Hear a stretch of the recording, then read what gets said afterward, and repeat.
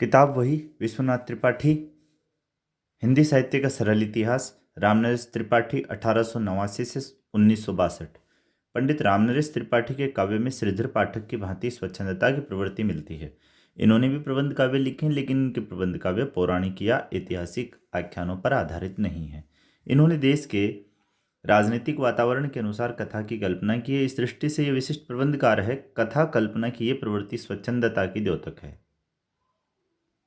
उनकी कथा कल्पना में नर नारी का मनोविज्ञान, युगीन भावबोध एवं प्रकृति की रमणीयता सबका योगदान है। प्रेम की भावना और कर्तव्य का विवेक बोध, इन दोनों के द्वंद्व में देश प्रेम को बलवती भावना बताकर कवि ने प्रेम को विस्तार दिया है। शुक्ल जी के शब्दों में, देशभक्ति को रसात्मक रूप त्रिपाठी जी द्वारा प्राप्त हुआ। वापस देखते हैं शुक्ल जी की पंक्तियां। शुक्ल जी के शब्दों में, देशभक्ति को रसात्मक रूप त्रिपाठी जी के द्वारा प्राप्त हुआ। त्रिपाठी जी के प्रसिद्ध प्रबंध काव्य हैं मिलन, पथिक और स्वप्न।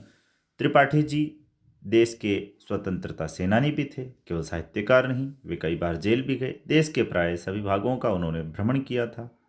इसलिए पथिक में दक्षिण भारत और स्वप्न में उत्तर भारत की प्रकृति का उन्होंने जो वर्णन किया है, उसमें प्रकृति की स्थानीय विशेषताएं उभरी है और उनके तीनों प्रबंध काव्यों में स्वाधीनता संग्रामरत भारतीय मानस की नैतिकता, त्याग एवं बलिदान की भावना का आग्रह है। पंडित रामनरेश त्रिपाठी के काव्य में मनुष्य के कर्म सौंदर्य एवं प्रकृति के सौंदर्य का संश्लेषण है। उनके यहाँ प्रकृति का स्वाभाविक सौंदर्य मनुष्य के गहरे मनोरागों का चित्र बन जाता है। उनके काव्य में प्रकृति का स्वतंत्र व्यक्तित्व झलकता है। त्रिपाठी जी व्याकरण सम्मत एवं व्यवस्थित भाषा लिखने में सिद्ध कवि हैं। उनका वाक्य गठन चुस्त है। उन्होंने उर्दू में प्रचलित छंदों का प्रयोग भी कौशल पूर्वक किया है। इस युग के अन्य उल्लेखनीय कवि है पंडित महावीर प्रसाद द्विवेदी, नाथूराम शंकर शर्मा, पंडित रामचंद्र शुक्ल, गया प्रसाद शुक्ल स्नेही। द्विवेदी जी मूलतः भाषा एवं साहित्य के व्यवस्थापक थे। वे कविता करते समय भी नियमों की अवहेलना नहीं कर सकते थे, इसलिए उनकी कविता बहुत कुछ उनके सिद्धांतों के मेल में है। नाथूराम शंकर आर्य समाजी थे। उनके काव्य में अंधविश्वास, रूढ़ि और पाखंड का विरोध तथा इन सब के प्रति व्यंग्य विनोद का भाव मिलता है। छंद संबंधी नियमों का पालन उनके काव्य में कड़ाई से किया गया है। पंडित रामचंद्र शुक्ल का काव्य संग्रह हृदय का मधुर भार, पंडित रामचंद्र शुक्ल का काव्य संग्रह हृदय का मधुर भार नाम से छपा है। उनकी कविताओं में प्रकृति के सहज सौंदर्य का चित्रण विशेष रूप से मिलता है। उन्होंने लाइट ऑफ एशिया नामक अंग्रेजी काव्य का बुद्ध चरित्र नाम से ब्रज भाषा में अनुदित किया है।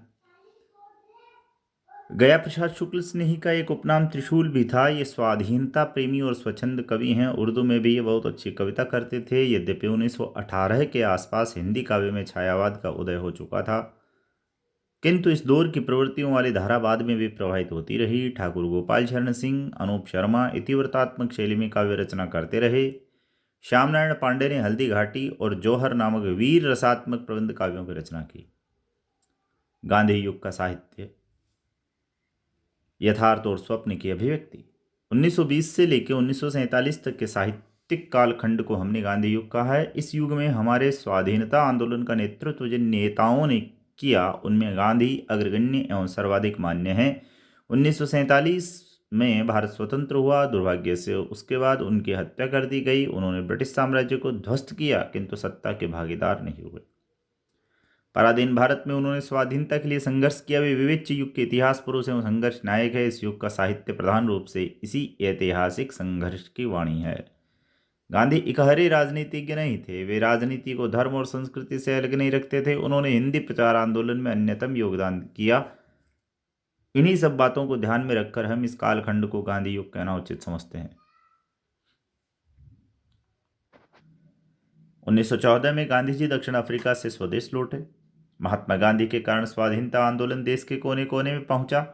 अब राजनीति केवल गोष्ठी की बात नहीं रह गई, वह जन सामान्य तक पहुंची और अखिल भारतीय बनी। ये गांधी जी का महान योगदान था। इसके कारण स्वाधीनता आंदोलन भक्ति आंदोलन जैसा लोकोन्मुख एवं अखिल भारतीय आंदोलन बना। स्वाधीनता आंदोलन का लक्ष्य लौकिक अधिक मूर्त एवं जन सामान्य के जीवन से अधिक संबद्ध था, इसलिए वह भक्ति आंदोलन से भी अधिक जीवंत था।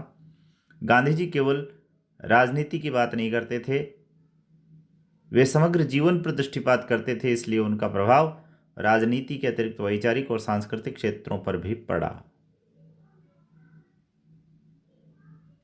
1917 में रूस की अक्टूबर क्रांति का भारतीय नेताओं ने स्वागत किया।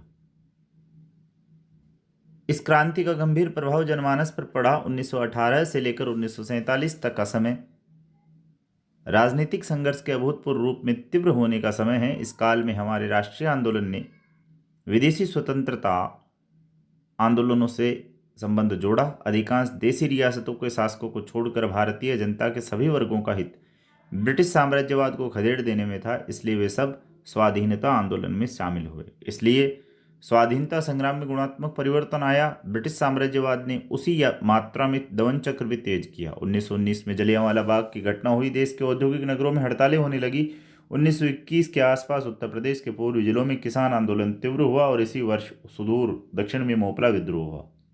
उधर पंजाब में भी सिख किसान आंदोलन की राह पकड़ रहे थे। 1925 में भारतीय कम्युनिस्ट पार्टी स्थापना हुई। कांग्रेस के समाजवादी दल का प्रादुर्भाव हुआ, जिसके नेता जवाहरलाल नेहरू थे। 1929 में लाहौर अधिवेशन में जवाहरलाल नेहरू ने कांग्रेस के अध्यक्ष की हैसियत से पूर्ण स्वराज्य का लक्ष्य घोषित किया। भारतीय राजनीति में किसान मजदूरों के संगठन पर बल देने वाला वामपंथ प्रभावशाली और मजबूत होता जा रहा था। 1942 में भारत छोड़ो आंदोलन, आज़ाद हिंद फौज का संघर्ष, 1946 में नौसेना विद्रोह और विश्व युद्ध के उपरांत समाजवादी शक्तियों का बढ़ता हुआ प्रभाव, इन सब के परिणाम स्वरूप 1947 में भारत स्वाधीन हुआ। इसका अर्थ ये नहीं कि प्रतिक्रियावादी शक्तियां इस बीच सक्रिय नहीं थी। यहाँ प्रतिक्रियावादी शक्तियां सांप्रदायिकता का सहारा लेती थी। उनके कारण भारत का विभाजन हुआ, गांधी जी की हत्या हुई और इसका प्रभाव हमारे साहित्य पर पड़ना स्वाभाविक था। इस दौर में हिंदी साहित्य की अभूतपूर्व श्रीवृद्धि हुई। जिस प्रकार भक्ति आंदोलन ने हिंदी को कबीर, जायसी, सूर तुलसी, मीरा जैसे रचनाकार दिए, उसी प्रकार स्वाधीनता आंदोलन की देन प्रेमचंद, रामचंद्र शुक्ल, निराला प्रसाद पंत और महादेवी वर्मा हैं।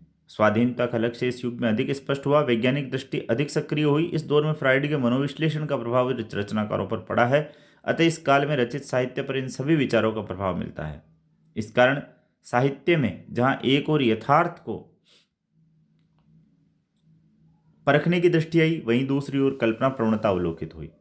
वैज्ञानिक दृष्टि स्वाधीन चेतना से मिलकर यथार्थ परक और कल्पनाशील हुई। यथार्थ परकता और कल्पनाशीलता ऊपर ऊपर से ही परस्पर विरोधी लगती है। वैज्ञानिक विकास जब ज्ञान के नए क्षितिज खोलता है तो मनुष्य इस ज्ञान के आलोक में जीवन जगत का नया परिचय प्राप्त करता है, वह इन्हें पहले से अधिक समझता है। ये यथार्थ की बेहतर परख हुई, लेकिन यही नई जानकारी उसे कल्पना के पंख भी प्रदान करती है। स्वाधीन चेतना केवल राजनीति के क्षेत्र में सक्रिय नहीं होती, वह दृष्टि, चिंतन और भाव क्षेत्र को भी नई संभावनाओं की ओर उन्मुख करती है।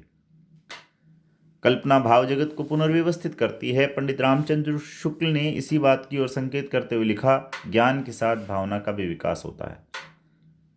पंडित रामचंद्र शुक्ल ने इसी बात की ओर संकेत करते हुए लिखा, ज्ञान के साथ भावना का भी विकास होता है। इस काल के साहित्य में यथार्थ का आग्रह और कल्पना का उपयोग दोनों दिखलाई पड़ते हैं। यथार्थ आग्रह प्रधानतः कथा साहित्य में, कल्पना प्रवणता काव्य के क्षेत्र में दिखलाई पड़ती है। कथा साहित्य में भी कल्पना प्रवणता है। प्रेमचंद में यथार्थवाद के साथ आदर्श और स्वच्छंदतावादी रुझान भी है। निराला प्रसाद पंत आदि के काव्य में यथार्थवादी रंग भी है। महादेवी की करुणा का संबंध यथार्थ की विषमता से है, जो खुलकर उनके रेखा चित्रों में प्रकट हुई है। स्वाधीनता आंदोलन स्वाधीन मानसिकता के बिना असंभव था। 1918 से 1947 तक का युग जिस प्रकार अपने यथार्थ से विक्षुब्ध था, उसी प्रकार एक स्वप्न भी निर्मित कर रहा था। आशा आकांक्षा के स्वप्न लोक के बिना संघर्ष नहीं हो सकता, इसलिए भारत अपनी पराधीनता के यथार्थ से उबरने और स्वाधीनता के स्वप्न की पूर्ति के लिए संघर्षरत था। पराधीनता हमारा राष्ट्रीय कलंक थी और स्वाधीनता हमारा राष्ट्रीय स्वप्न। यथार्थ और आदर्श इस एक ऐतिहासिक स्थिति के ही दो पहलू थे, इसलिए इस दौर के साहित्य में ये दोनों साहित्य के प्रेरक हैं। यथार्थ चित्रण के लिए सबसे समर्थ विधा उपन्यासी थी, वह प्रेमचंद के उपन्यासों में चरमोत्कर्ष पर पहुंची। धन्यवाद।